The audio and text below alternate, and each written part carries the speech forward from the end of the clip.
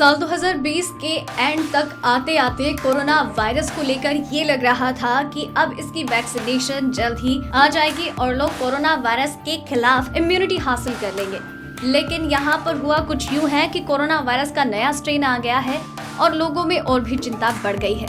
इसके अलावा कई यूरोपीय देशों में कोरोना वायरस वैक्सीनेशन की प्रक्रिया शुरू हो गई है और इसी के साथ ही साथ अब इंडिया में भी कोरोना वायरस वैक्सीन को लेकर कवायद शुरू हो चुकी है कि जल्द ही लोगों में ये वैक्सीन आवंटित कर दी जाए, बांट दी जाए, लोगों को वैक्सीन लगा दी जाए।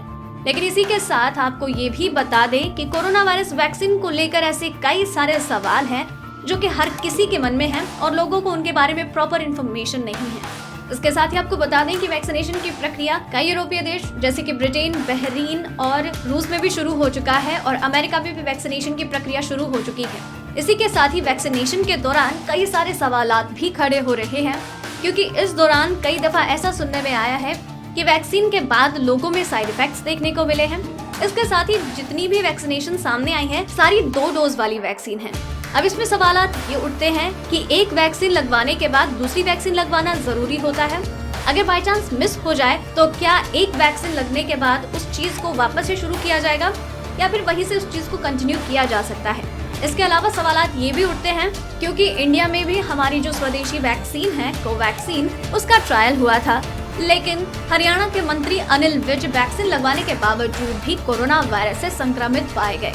इसके बाद सवाल ये उठता है कि क्या वैक्सीन की जो पहली डोज दी जाती है वो शरीर को इतनी सुरक्षा प्रदान नहीं करती। तो जो वैक्सीन के निर्माता हैं, जो भी डॉक्टर्स और वैज्ञानिक हैं, उनका कहना ये है कि वैक्सीन जितनी भी तैयार की गई है वो इस हिसाब से तैयार की गई है कि पहली डोज आपको थोड़ी मात्रा में सुरक्षा प्रदान करती है।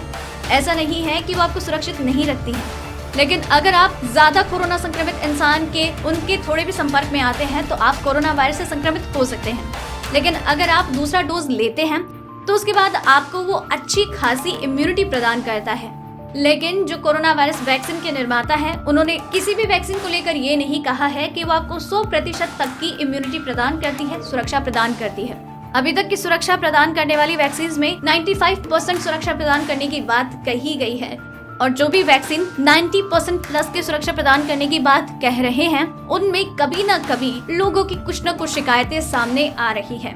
लेकिन फिर भी वैज्ञानिकों ने ये भरोसा जताया है कि कभी कभार ऐसे केसेस आते हैं कि कुछ एक दवाइयों से कुछ लोगों को एलर्जी होती है और वो एलर्जिक रिएक्शन होते हैं।